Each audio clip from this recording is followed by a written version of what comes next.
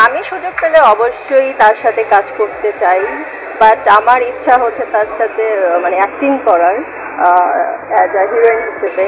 আর item song দেখা গেল আমরা একটা মুভি করলাম, ওখানে আমিও মানে আইটেম সঙ্গে ডান্স করলাম, এভাবে। আনইজি ফিল কেন হবে ভাইয়া? তাকে দেখার পরে কেন আনইজি ফিল হবে? বা সে তো অন্য গ্রহের কোনো লোক না যে এরকম মানে আনইজি ফিল করবো। বা আমি নিউ কামার, আমি নিউ এসছি বাংলাদেশে, মানে মানে নিউ কোনো মডেল, এটা তো ওই রকম ফিল করার কিছু নাই। যদি দেখা তো হাই হ্যালো কথা বলতাম, এই তো। আচ্ছা, ভাইরাল হওয়ার আগে প্রেমের প্রস্তাব অনেক পেতাম, ভাইরাল হওয়ার পরে মনে হয় কমে গেছে। এটা মনে হচ্ছে যে কমে গেছে। আগে বেশি পেতাম, এখন ওই রকম প্রেমের অফার আসলে আমি কমই পাই।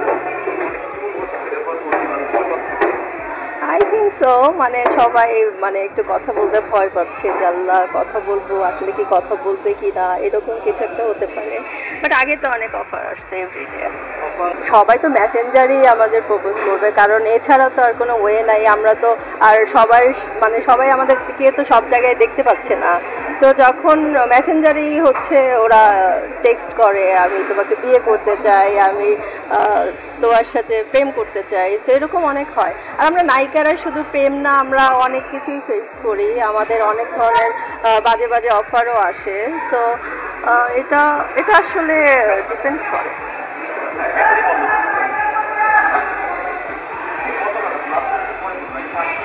দেখা হলে এরকম কি বলবো,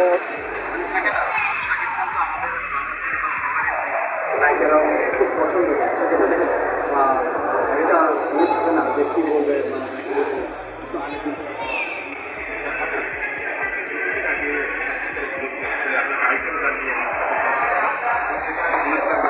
শাকিব খানের সিনেমার আইটেম গানে যদি আপনাকে সুযোগ দেওয়া হয় আপনি নাচবেন সামনের দিকে দেখবেন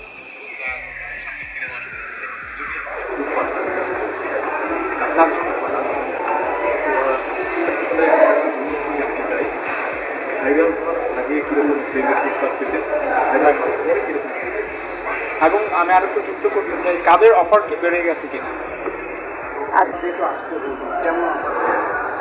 কেমন অফার বলতে আমরা, আচ্ছা